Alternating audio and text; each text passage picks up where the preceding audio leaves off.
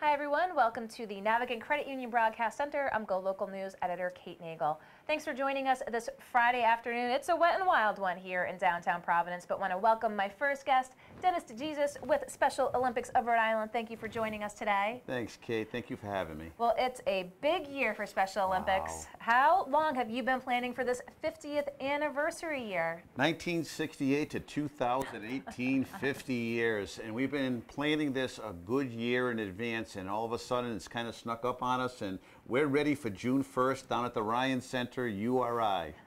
So June 1st at the Ryan Center, tell Rhode Islanders how this year is going to maybe be a little more. Every year is fantastic. Every year is a celebration. But how is the 50th going to be just this monumental celebration? Well, we wanted to do something very, very special for our athletes, and so we wanted to move indoors. Usually opening ceremonies is outdoors on the football field. This year we're bringing it indoors to take the weather out of the equation, and we're going to have a great opening ceremony. It's proud to announce that Tim Shriver, the CEO of Special Olympics International, will be joining us for opening ceremonies. We want to keep the speaking program as short as possible because we have a special guest who's going to entertain us the last hour or so, and that's Rhode Island's very own Billy Gilman. Billy Gilman, we've had him on GoLocal Live before. How fantastic, a celebration of Rhode Island and Rhode Island athletes. So talk with us about your involvement with Special Olympics and kind of how things have changed and maybe how things stay the same. Boy, in 50 years, how far we've come. 50 years ago was the age of institutions, segregation in our schools. We've seen a lot of progress over the years. Our athletes are now proud members of our community. They're active in their schools. They're out working. They're out being really contributing members of society today. And that wasn't so back in 1968. So we see a tremendous amount of progress in nothing but a bright future. We sit in the office and we talk about this all the time. What's the next 50 years going to bring? So a celebration of acceptance, inclusion, and respect. And we hope Rhode Islanders will embrace the inclusion revolution as we move forward in the next 50 years of Special Olympics Rhode Island. And how about, let's veer off a little bit, those inclusion teams we hear about at the high schools. How important has this been throughout the year? 10 years ago, 2010, we started a program called Project Unify, now called Unified Champion Schools. We put 10 high school basketball teams on the court in the spring of 2010. Proud to say today we have 70 high schools and middle schools participating in Unified Champion Schools. How has it changed? It's changed school cultures, not only for the athletes, for the partners, for the teachers, for the staff, for the administrators. Our athletes for the first time are wearing their school colors proudly. They never had that opportunity before. So again, a lot about integration, about mainstreaming, about getting athletes and students more actively involved. And just was down in Westerly today for a flag football game between Westerly High School and Charahoe High School. Outside in this weather? Yeah, outside it was sunny, and then all of a sudden the clouds opened up. But that didn't dampen the spirit of the competition. And so we're seeing some great things happening in all of our schools throughout the state of Rhode Island. So we see Special Olympics, we see the coverage here, we see the athletes, we see the pictures, but talk with us about the nuts and bolts of the Special Olympics experience. When athletes and their families and their supporters go, duration of the celebration and the sports they participate in. Talk a little bit about what the Special Olympics experience is. You know, people often say to us, I know what you do at Special Olympics. You guys run the summer games down at URI, and I have to stop them and say, we're busy January through December, 25 sports year-round, 3,500 athletes in our program. West Ely to Woonsocket, East Bay to West Bay. Every community has athletes in our program. And you know, the true champions and the true heroes are our families, are our coaches, our volunteers. We have a staff of 10. We host 1,400 sporting events a year. Wow. And we need volunteers to pull that off. Those are the unsung heroes, our donors, our sponsors who make it all possible. No athlete pays to participate in Special Olympics Rhode Island, and we're so proud of that. So our donors, and it's a great community. Rhode Island is a very, very giving community, and we see that each and every day because of their support of our athletes. So the countdown's on to the kickoff celebration at URI. what do the next few weeks have in store getting ready for the big day? Craziness. That's the word that we use in the office today. It's crazy, and you know, but it's all so exciting. And when we have our meetings, you know, the meetings, it's not a sense of dread, it's a sense of excitement and anticipation, knowing that our athletes are going to march into the Ryan Center full of energy, full of enthusiasm, a great opening ceremonies, an address by Tim Shriver, and then the performer that the athletes wanted to see. We went to our Athlete Leadership Council. Who would you like to see perform? And to every person it was, we want to see Billy Gilman. Billy Gilman, again, fantastic Rhode Islander for this big 50th year. And as you said, how far it's come in the last 50 years. But, you know, let's talk again, you know, the big 50, is there a big closing ceremony? Well, we're going to have in October a gala. We're going to call it the 50th Anniversary Golden Gala at the Rhodes on the Patuxent. And we're going to be reaching out to local business leaders, to individuals to help support the event by buying a table, not for them, to send athletes.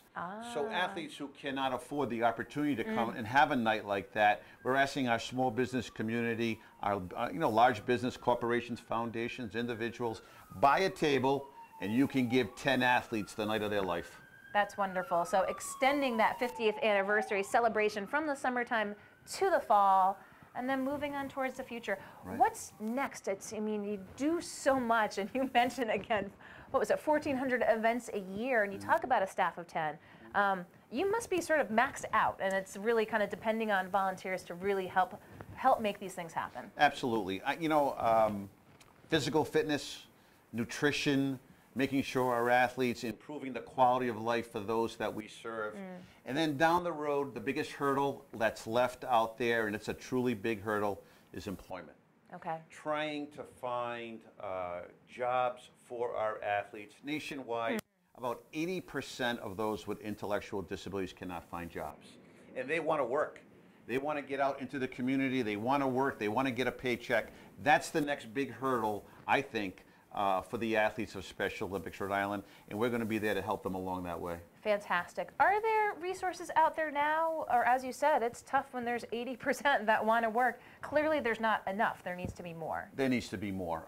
You know, we get, it's a tough balance because we've had companies approach us and my board will say to me, gee, we're not in the jobs business. We're not in the jobs field. And yet, we know there's a need out there, and we're trying to collaborate with companies like CVS, Navigant, other big companies that are out there that who have come to us and expressed an interest in hiring our athletes.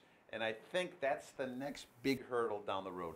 The big hurdle, of course, you'd be using a sports analogy. Absolutely. Absolutely. With the Special Olympics 50th anniversary. Any particular shout outs you want to give to folks while you're here in the studio, the staff, the volunteers, the families, the athletes? You know, the shout out goes to the athletes, because when they show up at an event, they inspire you, they lift you off the ground 10 feet high, they greet you with a smile and a hug, they have no boundaries, no barriers, and they're the ones who make this organization really fly. And when given the opportunity, they always exceed expectations. Well, look forward to seeing the Special Olympics this summer, 50th anniversary. And Dennis DeJesus, I appreciate your taking the time to come in today. Thanks, Kate, so much. Thanks so much. Thank you. Don't go anywhere. We'll be back with our next guest here in the Navigant Credit Union Broadcast Center.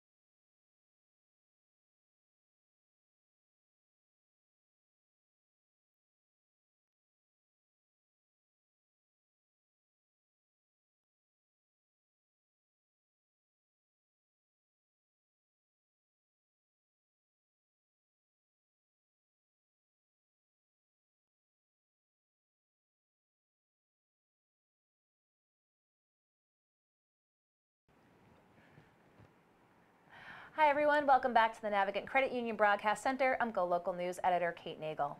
Thanks for joining us this rainy Friday afternoon here in downtown Providence. I'm very excited to welcome my next guest in. It is Miss Rhode Island, USA.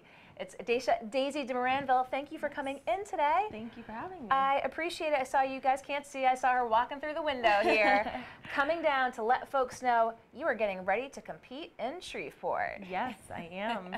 I'm so excited. I can't wait. So talk with us about your pageant experience, about this past year being chosen Miss Rhode Island USA. Give us a little bit of the insights into what made you participate and how it's been. Okay, so to start off, I always tell everyone that this was my first pageant that I've ever competed in, which was super exciting for me because it was just a new experience. I love to challenge myself and just throw myself out into new experiences. So I just said, why not? That was the real reason that I competed. And I went for it, and honestly, I had the most amazing experience. The girls that I met that weekend were so friendly. We actually all still talk. We have a big group chat, so that's awesome. But overall, my reign this year so far has been really good. I can say that I've gotten to try a lot of new events and things that go on all throughout Rhode Island, which was amazing, and one of my favorites was the Oyster Festival. I'm not the biggest fan of oysters, but it was definitely something that was interesting to experience and see, and I just loved it, and now I know more events that go on here that I can, you know, in later years go back and participate in again. And now I'm just getting ready for Miss USA. I leave May 11th, so we're about 2 weeks away. Oof. Super soon, but I'm excited, I'm prepared, I'm ready, and just being able to spend like time with my sister queens in the other states and just enjoying my experience there is what I'm looking forward to. Well, we're all going to be rooting for you here, and I noticed you just come walking down the street, Johnson and Wales. Talk with us a little bit about college life. How are you balancing it all? It has been difficult. At first, it was really hard for me to adjust because I'm a full-time student, so that was already a lot for me. And then taking on the responsibilities of being a title holder, just having to do all these different things throughout Rhode Island. I have different events. So handling that was definitely hard at first, but now I'm more in the hang of how to balance school and my Miss Rhode Island responsibilities. But I love school. I love Johnson and Wales. I'm a culinary student there, baking and pastry arts, so I love to bake. And yeah, it's definitely been more easy as the days go on. And so your first pageant, so tell us, was it what you expected, not what you expected? Well, it's not what you see on TV. The girls were amazing. It was hard to expect anything because I wasn't a pageant girl, so I really didn't know what to expect going into it. But the people that are there that help us the weekend to prepare for the pageant, they were super helpful, helping us with our walks and what to do for interview. But my nerves were definitely going that weekend. I was freaking out because I'm like, all these girls around me have so much experience and I have no idea what I'm doing. But it worked out, of course. It worked out. And yeah, it was a lot of fun. I can't say it was what I expected because I didn't know what to expect. Didn't know what to expect. Yes. So how does one prepare for the big national pageant? Well, there's a lot of preparation that goes into it. I have amazing sponsors all throughout Rhode Island that help me prepare. So I have a fitness coach and someone who helps me with interview, picking out my perfect gown, which actually just came in the other day, so I'm super excited. But they all help me prepare in the different aspects that I would need when I'm down at Miss USA. So, I mean, I feel at this point in time, I feel super ready. I'm just ready to be there and take on the national title. So you get there and you get to have a few days to sort of get ready. So yes. What's the schedule like from what you know when you arrive? Yes, so they let us know a little bit beforehand. I don't know everything just yet, but there are a lot of events going on once we're down there. So there's a lot of family events where our family can come out and spend time with us, which will be a lot of fun for us girls because they do, of course, we're competing for a title, but they do want us to have a good, fun experience while we're down there. So once, you know, competition starts to set in and we have preliminaries and then our final day, things start to get more serious. But when we first arrive, we do get to have a little bit more fun with our family and friends and just enjoy our time down there. How much luggage are you bringing with you? Well, I am someone who overpacks all the time. I could be going away for a weekend and I have like a whole suitcase. So the packing I have had to cut down a little bit on because I can't take 20 suitcases to Louisiana with me. But so far I'm doing okay with packing, but I definitely need to be careful with what I'm bringing and make sure it's not my entire room. How many gowns do you have? So for gowns, I only have one, which is my on-stage gown, and then Okay. we also compete in swimsuit, which we get once we're down at Miss USA. So you get once you're out. So do they give you swimsuits? They do, but not gowns. We pick our own gowns. Very interesting. They give you the swimsuit. Yes. So what are you most looking forward to? Honestly, I'm ready to compete, but I'm looking forward to spending time with the other title holders. I've already met so many of them, and they're all just really fun, really sweet. And I think we're all going to have a great time down there. And my roommate, Miss Maine USA, can't wait to hang out with her. Well, we're going to be watching, supporting eagerly from up here. And again, you mentioned being a student in Johnson & Wales, baking and culinary. What's the career goals? My career goals are to eventually open up my own bakery. I have the whole blueprint in my mind already. So I definitely would want to do that, have my own business, and just be able to bake. My favorite thing is cakes. I love decorating cakes. So I just hope to be able to do that in a few years. You've got the blueprint all planned out. What does this bakery look like? Yes. Well, in my head, I want it to be a very homely type of place, more like a cafe where people can sit and eat their little cupcakes or whatever else. And also, I am someone who loves animals, so I want to incorporate animal treats in my bakery too. And I've already been experimenting at home, and my dog loves my doggy cupcakes. So I think I'm on the right track here. You've got the vote from your dog for your Yes. doggy cupcakes. And speaking of votes, how important is it for you to have Rhode Island behind you and social media behind you? Let's talk a little bit about that. I'm sure those accounts, you've seen those numbers tick up. Oh yeah, so it's super important to have, I mean, I've had such a great support system so far. My family, my friends, my directors, sponsors, like everyone has been so supportive. And without them, I would not have been able to make it. Like, it's just amazing what they do for me.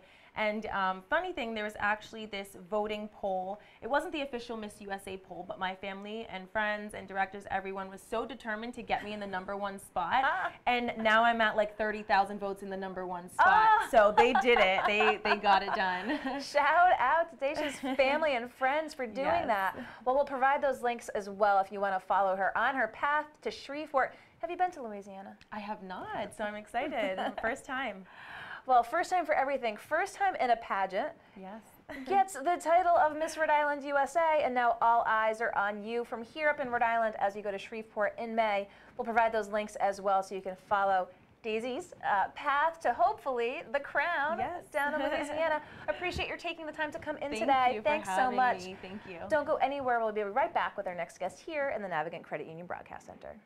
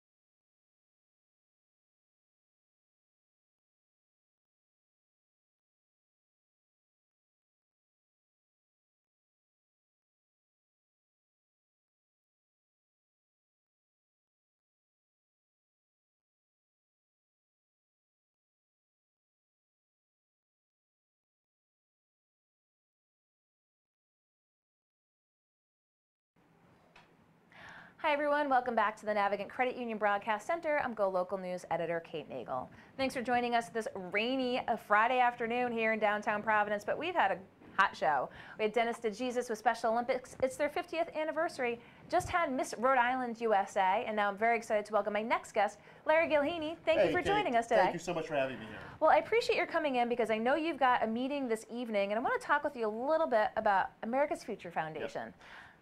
the America's Future Foundation is for conservative and liberty-minded young professionals, so we meet once a month. We have a few drinks, we pay for them, and we talk about the big ideas that are affecting our state, especially free speech. So that's one of the big issues that we like to cover at the America's Future Foundation, the Rhode Island chapter. Well, we've covered this in the past because there was one incident where looking to hold the event one place and looked like you got some pushback.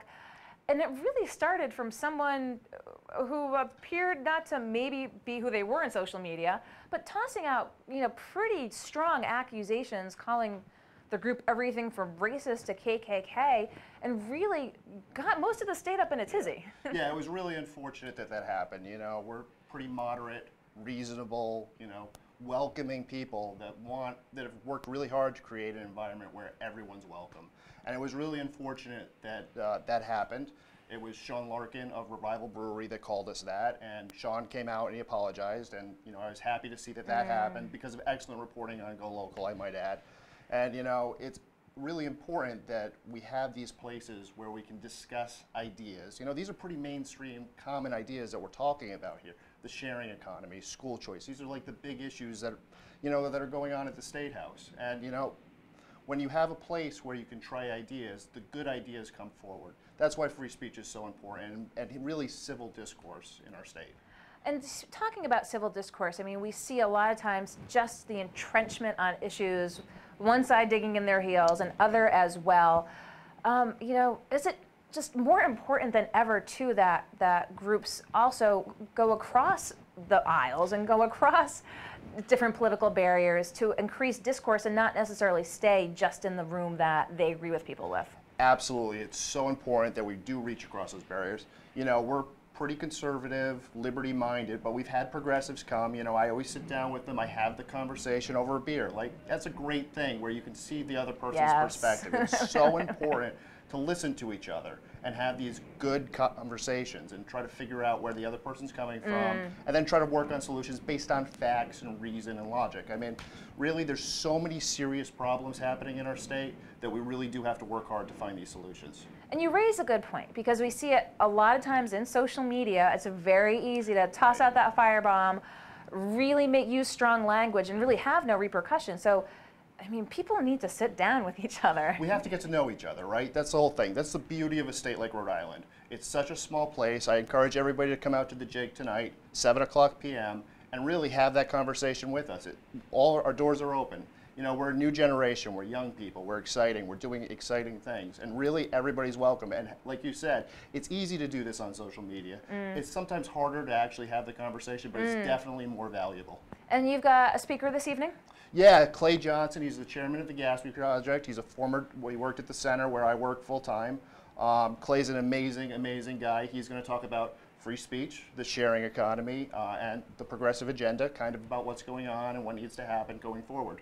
And it's going to be an exciting year. It's an election year. I'm sure some politics will be on the table. Yeah, we talk about policy issues more, but you can't have policy without politics, and everybody's welcome to say whatever they want at our meetings. That's one of the things. We originally marketed it as a place where the no safe spaces, but it's really a safe space for free speech. So people are welcome to talk about what they want. 2018, free speech more important than ever? More important than ever, without a doubt, 100%. Well, again, wanted you to come in here because we did report on America's Future Foundation and just wanted folks to really get a sense as to what the organization was all about. How many folks typically tend to turn out at these events? So our biggest meeting, we had about 120. And usually on average, somewhere between 50 and 60. So, it's 50 or 60 people just having good conversations. It's like a really exciting, cool, hip environment. We have a lot of fun. You have a lot of fun. And talk with us about, being a conservative in a fairly blue state. Yeah, so, there's lots and lots of opportunities to really make a difference in a state like Rhode Island. So, there's lots of challenges, and we really have the answers that are going to push things forward. My favorite issue that the Senator ever covered was sales tax reform. Mayor Fong has picked it up as part of his platform. It's exciting to see that's happening. One of the big issues that we're talking about at the center this year is civil asset forfeiture, licensing reform. It's a target-rich environment for policies that you can really make a difference on. And that was an issue that we had reported on as well with the Center for Freedom and Prosperity. It was, again, Mike Stenhouse looking to just provide some testimony. Right. And being told this testimony wasn't going to be taken by Yeah. lieu of being a 501c3. 501s, anybody can go up to the State House. And Right. I mean, it's the tenets of democracy, of trying to encourage people, again, going back to the free speech debate. Right. Exactly. That was Senator Josh Miller. He interrupted Sten many times while he was testifying. And, you know, Sten was able to get his point across. Sten's a great speaker. He works really hard at it. And, you know, he was able to get his point across. But it was still unfortunate that you can't have that civil discussion. And especially at the State House, especially from an elected official. You expect to be able to do that. It was just an unfortunate thing that we couldn't have that civil discussion. It's not per se a tax-exempt issue. Plenty of 501c3s are up Right. there all the time. And again, it goes down to the citizen lobbyist, if you will. 501c3s can spend some of their time. C4s are de facto lobbyists. Exactly. But these exist, and they're all up there at the State House. All the time, all the time. But yet, as the conservative organization, we get picked on. And I mean, it's unfortunate, but you know, it comes with the territory. We expect it. We try to have a sense of humor about it, but we also push back when it happens. Well, I'm glad I had you in here today, again, to tell folks a little bit more about America's Future Foundation. Again, it's going to be a very interesting political year here, but as you said, policy focused. Policy focused, and again, I encourage everybody to come out at 7 p.m. tonight. The Jake in Providence. It's going to be a great time. First drinks on us. Well, Larry Gillini, I appreciate your taking the time to come here into the studio, talk with us a little bit more about the America's Future A Foundation. lot of fun, Kate. Okay, Thank you thanks, so Larry. much. I Take care. appreciate it. Thank Take you. I'll care. let you go. Larry Gillini with the America's Future Foundation. There is an event taking place this evening talking about free speech. I want to thank you for tuning in this Friday afternoon. Whew. It's a little rainy down here, but we had a great show here, kicking off with Dennis DeJesus with the Special Olympics. Daisy de Moranville, Miss Rhode Island, USA. We want to wish her well at Shreveport in May for the big national competition, and of course, Larry for coming in as well. We wish everyone a great weekend. Be sure to tune in to GoLocalProv.com and on Facebook for more news, sports, politics, and lifestyle. I'm GoLocal News Editor Kate Nagel.